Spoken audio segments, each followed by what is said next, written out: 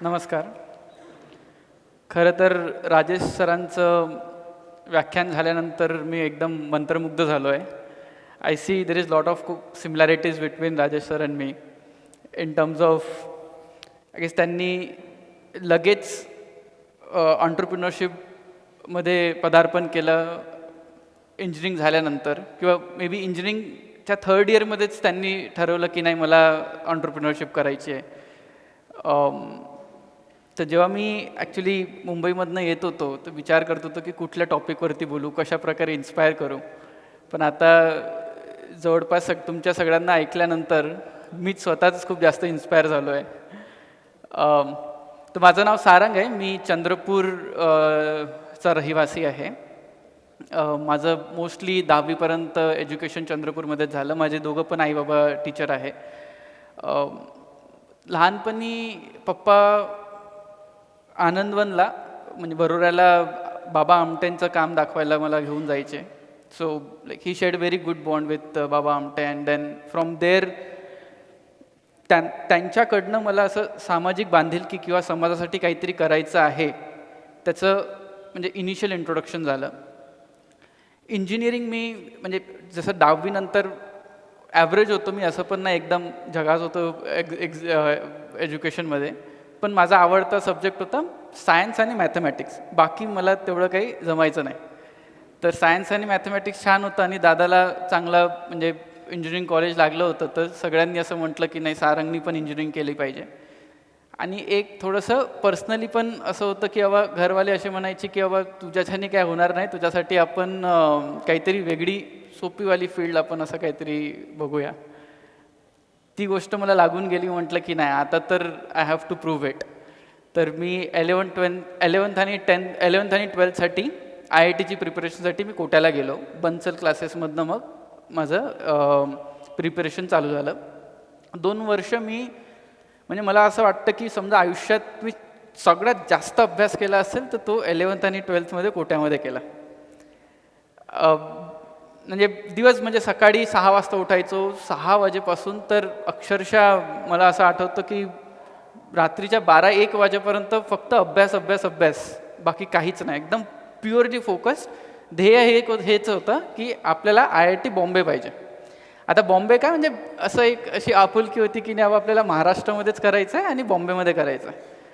खूप अभ्यास केला, रिझल्ट्स आले, पण अनफॉर्च्युनेटली IIT क्रॅक होऊ शकले नाही.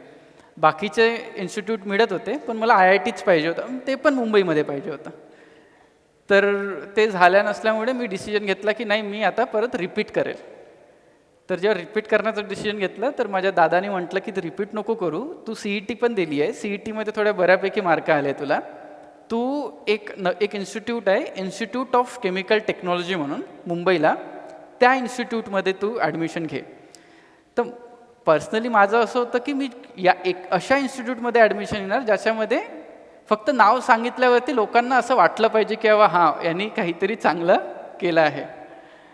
तर मला काही कल्पना नव्हती की बाबा कशी असेल इन्स्टिट्यूट. तर मी सर्च केलं, ऑनलाईन सर्च केलं. तर त्याच्यामध्ये मला असं आढळलं की वर्ल्डच्या 4th बेस्ट केमिकल इंजिनिअरिंगमध्ये ICTचं किंवा UDCTचं नाव येतं. तर आज आपण एंटरप्रेन्योरशिपची सगळे लेक्चर्स होत आहेत. तर इंडिया म्हणजे मुकेश अंबानी किंवा आमच्या पर्टिक्युलर कॉलेजचे समजा मी ॲल्युमिनाय सांगितले तर मुकेश अंबानी रिलायन्स इंडस्ट्रीजचे मालिक आमच्या कॉलेजमधनं आहे. त्यानंतर डॉक्टर डानी जे एशियन पेंटचे मालिक आहे that is also from my institute. So समजा तुम्ही almost I guess 80% of chemical engineering institutes किंवा chemical engineering companies their alumni are from my institute. आणि काही 2 जणांचं मी नाव घेणार.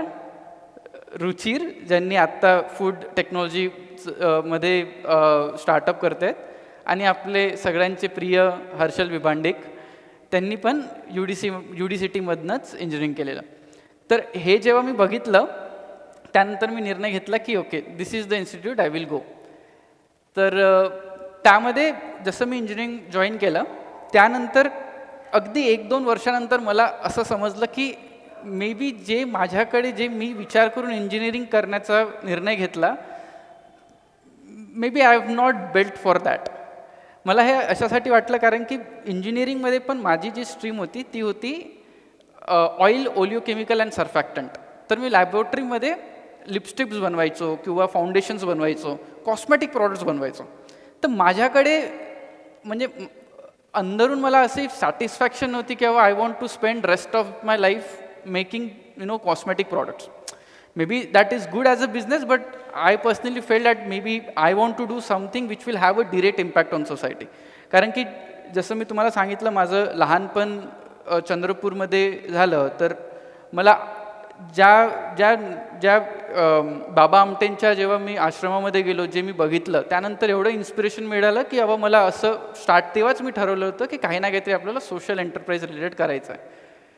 तर जेव्हा मी रिसर्च चालू केला की बाबा आपल्याला काहीतरी NGO फील्डमध्ये करायचं आहे, तर जेव्हा NGOजबद्दल वाचायला लागलो, I realise that there are many NGOs who are doing amazing work, but because of some NGOs this space has got some bad name.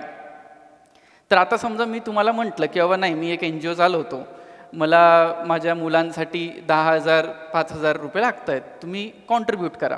तर पहिला प्रश्न तुमच्या मनामध्ये हा पडेल की बाबा माझे पैसे चांगल्या वेमध्ये युटिलाइज होणार की नाही. हा सगळ्या म्हणजे एक कॉमन प्रश्न असतो डोनरच्या माइंडसेटमध्ये. तर हाच प्रश्न सॉल्व्ह करण्यासाठी विचार केला की बाबा आपण असं काहीतरी बनवूया जेणेकरून लोकांना हे माहिती पडेल की एक्झॅक्टली त्यांचे पैसे कुठे चालले आहेत. तर आपण डोनर्सला हे नाही विचारू की तुम्ही आम्हाला 1,000 रुपये द्या, पण आपण त्यांना हे विचारू की तुम्ही या NGOला या पर्टिक्युलर प्रॉडक्टसाठी पैसे द्या. तर आता लेट्स से समजा कुठला NGO आहे जो ऑर्फनेज सोबत काम करतो किंवा त्यांचा ऑर्फनेज आहे, त्यांना युजली राशन लागतं. तर राशनमध्ये काय, राईस, दाल, आटा, चना.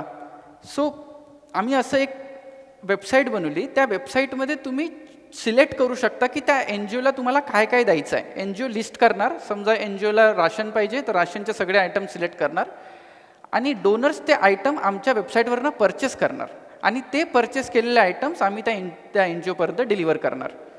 तर ज्याप्रमाणे फ्लिपकार्ट काम करतो, फ्लिपकार्टमध्ये आपण स्वतःसाठी प्रॉडक्ट घेतो आणि ते प्रॉडक्ट आपल्या घरी डिलिव्हर होतात, त्याचप्रमाणे डोनेट कार्टमध्ये आपण कुठल्या NGOसाठी प्रॉडक्ट्स घेतो आणि त्या NGOला ते प्रॉडक्ट्स डिलिव्हर होतात. तर अशी कल्पना आली आणि मग ती कल्पना आम्ही चालू केली. तर इंजिनिअरिंगमध्ये असताना माझा जो कल होता तो इंजिनिअरिंग नसून तर मॅनेजमेंटमध्ये होता. तर मी पण I was also general secretary in my college. So कॉलेजमध्ये UDCTमध्ये खूप जास्त एक्सपोजर मिळालं.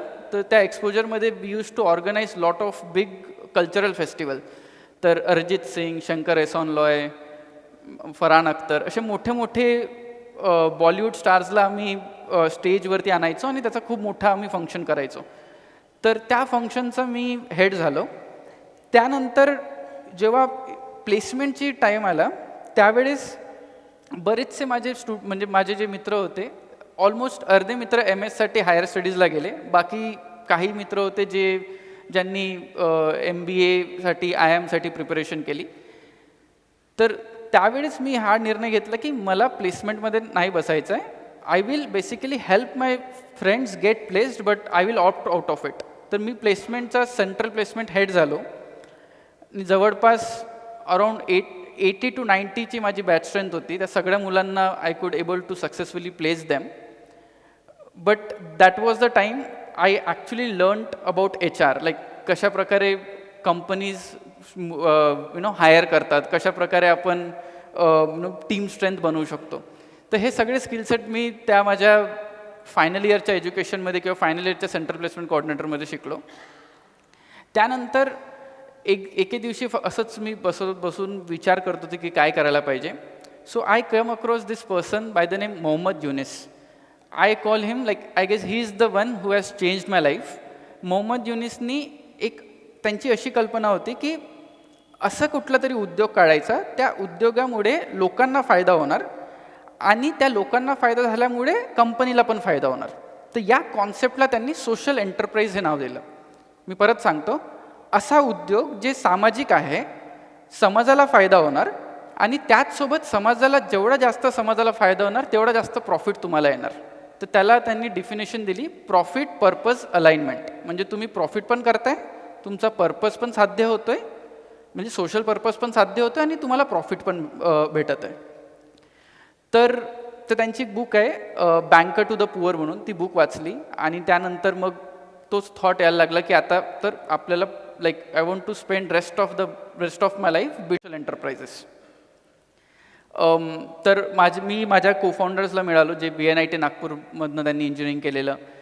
तर successfully we could able to incubate our self in Bombay stock exchange. तर बॉम्बे स्टॉक एक्सचेंजमध्ये एक झोन स्टार्टअप्स इंडिया म्हणून एक इन्क्युबेशन सेंटर आहे. त्यामध्ये आम्हाला त्यांनी म्हणजे त्याची कॉम्पिटिशन होती, ती कॉम्पिटिशन आम्ही जिंकली आणि मग त्यांनी आम्हाला तिथे स्पेस दिली. तर 17 फ्लोअरमधनं आम्ही आमचं ऑपरेशन चालू केलं. आत्ता जवळपास आम्हाला म्हणजे 5 ते 6 वर्ष झाले आहेत. 6 वर्षात आम्ही भारतातल्या अराऊंड 150 NGOs सोबत 1500 NGOs सोबत काम करतो. जवळपास 200 ते 250 करोडच्या आसपास आम्ही फंडरेज केला आहे प्लॅटफॉर्मवरती.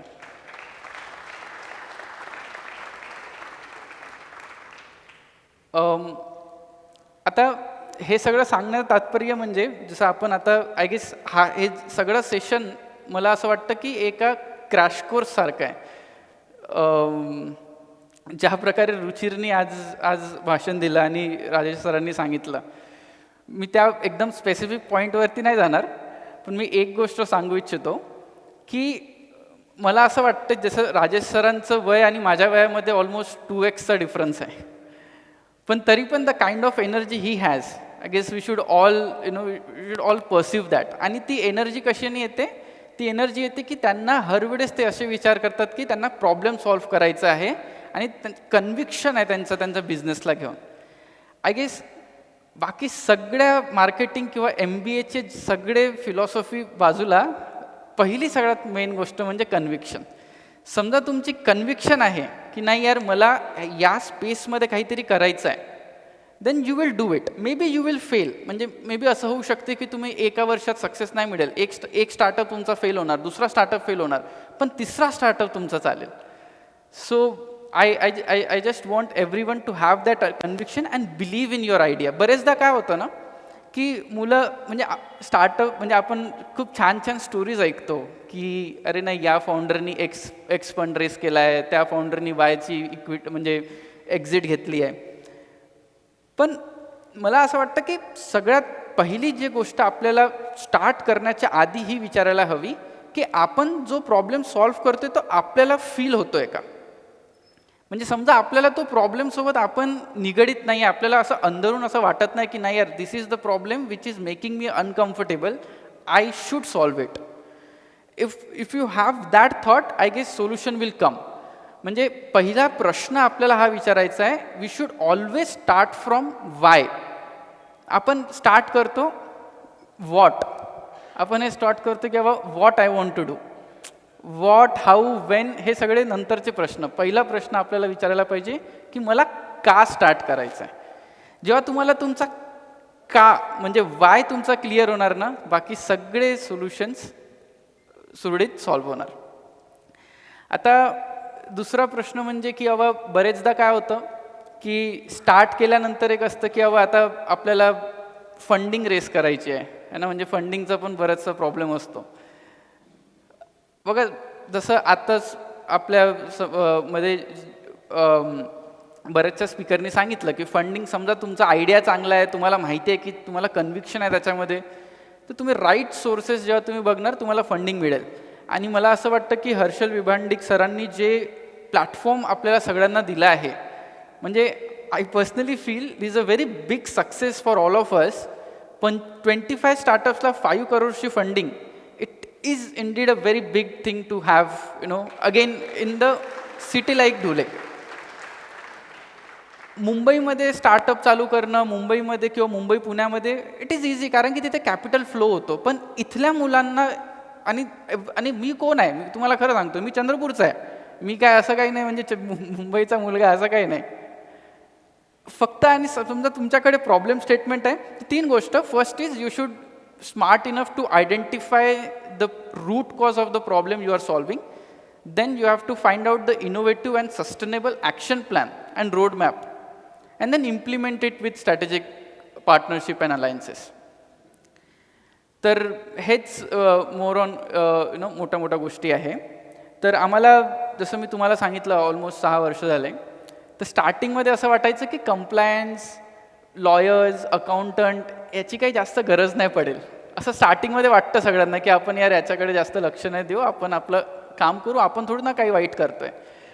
पण आय गेस हे म्हणजे आपण त्याला एवढं काही आत्ता सरांशी बोलताना आम्ही हे बोलत होतो की कंप्लायन्स म्हणजे आज समजा मी म्हटलं की बाबा माझ्या कंपनीचं मेन गोल काय आहे, तर मी एक फॉर्म्युला ठरवला आहे CPS, which is compliant, profitable and scalable business. तर सगळ्यात पहिले आहे कंप्लायंट. तर स्टार्टिंगमध्ये समजा आपण हा विचार केला की हा उद्योग जो पण उद्योग आहे त्याचं रियालिटीमध्ये काय सोल्युशन्स आहेत किंवा रियालिटीमध्ये किंवा लॉ वाईज आपण बसतो का त्या कायद्याच्या याच्यामध्ये बसतो की नाही बसत, हे हे हे याची टेस्ट करणं खूप महत्त्वाचं आहे. म्हणजे मी तुम्हाला यासाठी सांगतो आहे कारण की जेव्हा मी 1500 NGO सोबत काम करतो, आता त्या NGOजमध्ये पण कुठला पण फंड्स, पब्लिकचा फंड आपण जेव्हा यूज करतो, त्या फंड यूज करताना बरेचसे कॉम्प्लिकेशन्स असतात. तर त्या कॉम्प्लिकेशनला वेट करणं आणि चांगल्या लोकांचं गायडन्स घेणं हे खूप खूप महत्त्वाचं असतं. कोविडच्या टाईममध्ये स्पेशली मी तुम्हाला सांगतो की how we can convert challenges into opportunities. बघा आमचे जे कॉम्पिटिटर्स आहेत ना, ते मेडिकल क्राऊड फंडिंग करतात. तुम्ही ऐकलं असेल मेडिकल क्राऊड फंडिंगमध्ये बरेचसे तुम्हाला लिंक येत असेल की बाबा नाही या पर्टिक्युलर जणाला एक आजार झाला आहे, त्यांना तुम्ही फंड रेज करा. आम्ही आत्तापर्यंत तर मेडिकल क्राऊड फंडिंगमध्ये एंटर नाही केलेलं. का? कारण की आम्हाला ट्रान्सपरंट बिझनेस बनवायचा होता ज्याच्यामध्ये फक्त प्रॉडक्टच राहणार. करेक्ट. तर कोविडमध्ये काय आलेलं की जसं फर्स्ट वेव्ह आला, एंटायर सप्लाय चेन ब्रेक झालेली. NGOजकडे पैसे बरेच येत होते पण त्यांना हे माहिती नव्हतं की बाबा प्रोक्युअर कुठून करायचं आहे, कारण की सामान होतेच नाही. So what we did is, आम्ही as we work with lot of vendors, आम्ही म्हणजे almost we have a very strategic partnership with DMart, Metro Cash and Carry, Walmart, म्हणजे तुम्ही नावं घ्या, तुम्ही सगळ्याच लोकांसोबत आमची खूप चांगली पार्टनरशिप आहे. आम्ही काय केलं, आम्ही एक प्रोग्राम बनवला डोनेट कार्ड डिरेक्ट नावाचा, ज्याच्यामध्ये तुम्हाला प्लॅटफॉर्मवरती कॅम्पेन स्टार्ट करायची गरज नाही. डिरेक्टली तुम्ही फक्त आम्हाला सांगा की बाबा सारंग मला ह्या गोष्टीची गरज आहे आणि या पर्टिक्युलर लोकेशनमध्ये पोहोचवायचं आहे. आम्ही तुम्हाला ते सामान पोचवून देणार, किती पण मोठा ऑर्डर असू दे, कारण की आमची ते ॲसेट किंवा ती आम्ही आमची स्ट्रेंथ डेव्हलप केलेली. तर याच स्ट्रेंथमुळे आम्हाला काही म्हणजे कोविडच्या टाईममध्ये टाटा आणि बऱ्याचशा खूप मोठ्या फिलॉन्ट्रॉफिस्टनी आम्हाला कनेक्ट केलं. त्यांचा प्रॉब्लेम स्टेटमेंट हा होता की सारंग माझ्याकडे पैसे आहे but I can't purchase this products, कारण की प्रॉडक्टची व्हॅल्यू खूप मोठी आहे. म्हणजे तुम्ही असं समजा की बाबा 13,000 टन राईस मला प्रोक्युअर करायचं आणि 2-3 दिवसात मला ते डिस्पॅच करायचं आहे. तर त्यांच्याकडे ती कॅपॅबिलिटीज नव्हती. पण आम्ही मागच्या 3-4 वर्षापासून फक्त हेच काम करत होतो आणि आम्हाला कधी वाटलं नाही की नाही एक दिवस येणार की जे आम्हाला असं वाटतं की यार हे म्हणजे खूप जास्त आम्ही एनर्जी स्पेंड करतो याच्यामध्ये, पण जे आम्ही ॲसेट बनवला किंवा जे आम्ही प्रोसेस बनवली तीच आता एका बिझनेस स्ट्रीममधून कामी आली. तर जेव्हा आम्हाला तो ऑर्डर मिळाला, दॅट ऑर्डर वॉज अराउंड 7.5 करोडचा ऑर्डर होता. त्यांनी एक चॅलेंज दिला की तुम्ही 7.5 करोडचे राशन विदिन 7 days डिस्ट्रीब्यूट करा, प्रोक्युअर करून पॅक करून डिस्ट्रीब्यूट करा. And we could able to do that within 7 days and that has become such a big thing. समजा तुम्ही असं सर्च पण करणार ना किंवा donate card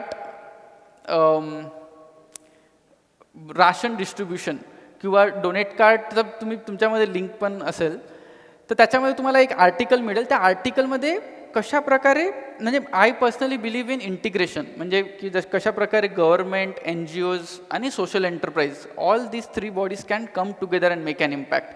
And the vision I had, that is something we could able to accomplish by that. So we took a help of government to deliver these goods. We took a help of corporates to get the fund and also the social enterprise who is connecting between them. त्यानंतर कोविडच्या टाईममध्ये पुन्हा एक समस्या होती की बाबा इंडियामध्ये ऑक्सिजन्स नव्हते, ऑक्सिजन सिलेंडर्स नव्हते. आता ऑक्सिजन सिलेंडर नव्हते आणि आमचे कॉम्पिटिटर्स जे आहेत ते प्रोक्युअरमेंट करत नाही. करेक्ट. फक्त आम्ही प्रोक्युअरमेंट करतो. तर त्यावेळेस परत this opportunity we converted challenges into opportunities. What we did is there were lot of NGOज, बऱ्याच NGOजकडे पैसे होते पण त्यांना माहिती नव्हतं की आता त्या पैशाचं करू काय, कारण की ऑक्सिजनच नाही ना इंडियामध्ये.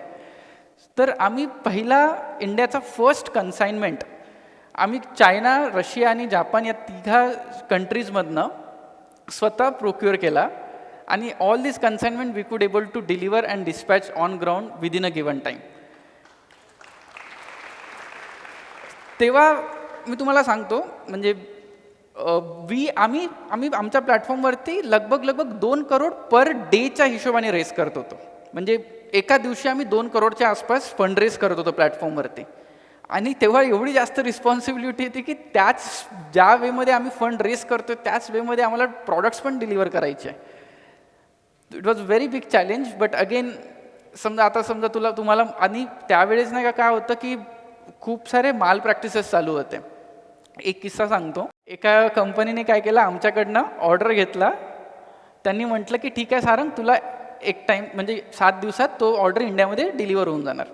त्यांनी आमच्याकडनं पैसे घेतले आणि नंतर मग त्यांनी बीड केली म्हणजे समजा आता तो ऑर्डर होता 7 करोडचा, तर त्यांनी म्हटलं की नाही बाबा आता मी 7पेक्षा जास्त समजा मला कोणी देणारा असेल तर त्याला तो पर्टिक्युलर माल डिस्पॅच करून टाकणार. आता तेवढं नॉलेज आम्हाला तेव्हा नव्हतं, तर त्यांनी प्लेस करून टाकला, आमच्याकडनं पैसे पण घेतले आणि त्यांनी डिलिव्हरच केला नाही सामान. आणि त्यांनी म्हटलं की बाबा तुम्हाला 7 दिवसानंतर डिस्पॅच करून टाकू. तर आमची त्यावेळेस फसवणूक झाली. त्यानंतर मग आम्ही आमचे जे पण इन्व्हेस्टर्स आहेत त्यांना आम्ही कनेक्ट केलं, त्यांना आम्ही सांगितलं की बाबा असं असं आहे, प्लीज आम्हाला मदत करा. नंतर मग त्यांनी मग काही जे एक्सपर्ट आहे इम्पोर्ट एक्सपोर्टमध्ये किंवा जे एक्सपर्ट आहे की फॉरेन गुड्स प्रोक्युअरमेंटमध्ये त्यांनी कनेक्ट केलं आणि नंतर मग आम्ही ते ऑपरेशन्स करू शकलो. तर I guess having a good mentor at your side is very important. आणि चांगले मेंटर्स जसं रुचिरनी केलं, एकदम अमेझिंग काम केलं त्यांनी. हर्षलांनी आय गेस देशपांडे सरांना डायरेक्ट को फाउंडर बनवलं. Amazing. If you can do it that's great. But yeah we should have a very good set of mentors who will guide you, and I think we should not shy to ask questions or not shy to get help. मी तुम्हाला पुन्हा एक सांगतो याच माध्यमातून. Again Harshal सरांबद्दल आहे की आता एवढं सगळं होताना काय आलं ना की काही दिवस मी सरांचा फोन 2-3दा मिस झाला, मी उचलू नाही शकलो.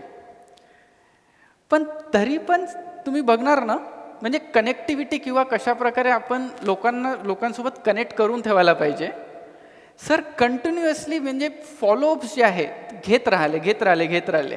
आय गेस मी जवळपास 6 महिने मी सरांसोबत नाही बोलू शकलो, पण सरांनी तरी पण कॉन्टॅक्ट ठेवला. सरांनी परत सातत्य ठेवलं आणि नंतर मग आम्ही कनेक्ट केलो ना आज मी इथे आहे. मला असं वाटतं की हे जे नेचर आहे ना फॉलोअप, आणि India is a country of follow up शिवाय काहीच होत नाही. फॉलोअप घ्याच लागतं आणि तुम्ही किती पण मोठ्या स्तरावरती जा. आय गेस हे सगळं काही आपल्या समोर खूप अमेझिंग एक्झाम्पल्स आहेत. नंतर बघा मी ज्या कंपनीमध्ये जॉईन झालो, अगेन मी ती कंपनी फर्स्ट डेमध्ये स्टार्ट नाही केलेली. माझे जे कोफाउंडर्स होते त्यांनी ऑलरेडी स्टार्ट केलेली. मला त्या सिमिलर आयडियामध्ये काम करायचं होतं. मी त्यांच्याकडे अप्रोच केला. मी म्हटलं की बाबा I also have a similar idea but I don't have a technology strength. म्हणजे मी इंजिनियर आहे, केमिकल इंजिनियर आहे, पण मी कोडर नाही आहे. तर मला तुम्ही म्हणजे I want to do it. म्हणजे मी त्यांना फक्त असं म्हणजे पिच केलं. त्यांनी म्हटलं की यार तू why don't you join us, तू कॉम्पिट नको करू, तू जॉईन कर. मी जॉईन झालो.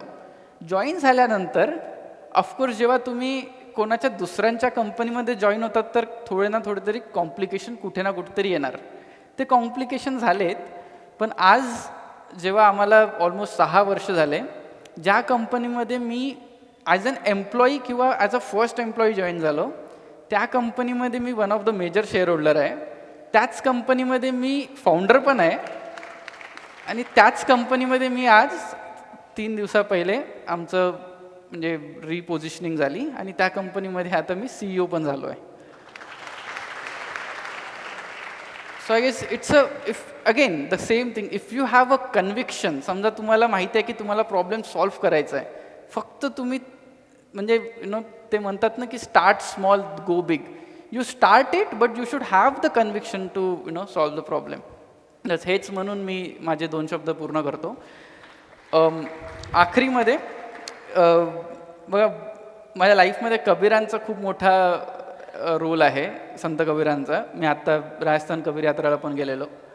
तर कबीरांचा एक दोहा आहे, ते म्हणतात की म्हणजे ते स्ट्रेसवरती, म्हणजे I guess he was a poet of death, म्हणजे मृत्यूवरती ते खूप छान बोलतात. तर आणि ऑफकोर्स संघर्षावरती पण. तर ते असे म्हणतात की बाबा, चिंता चिंता चिता समान, चिंता से रूप घटे, घटे घटे ज्ञान.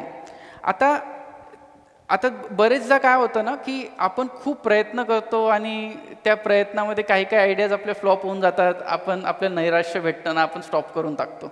तर त्यावरती मग कबीर म्हणतात की, आता मला आय होप आठवत नाही आहे, 1 मिनटं मी ओपन करतो. हां, घटे रूपवर ज्ञान, तसंच याच्यावरतीच आहे ना. हां, तर ते असे म्हणतात की हार जीत तेरे हाथ में नहीं है, हार जीत तेरे हाथ में नहीं है, तेरे हाथ में बस खेलते जाना, दिल जिगर और जान लगाना, दाव पे अब तू सब कुछ लगा दे, हार के भी फिर जीत है तेरी. सो आपल्याला पूर्ण दावावरती सगळं काय लावायचं आहे, पूर्ण झोकून द्यायचं आहे. नंतर समजा तुम्हाला हार पण मिळेल ना, तरी पण तुम्हाला ते म्हणजे you will have lot of learnings in that defeat. तर याचवरती मी माझं 2 शब्द पूर्ण करतो. थँक्यू. धन्यवाद सारंगजी.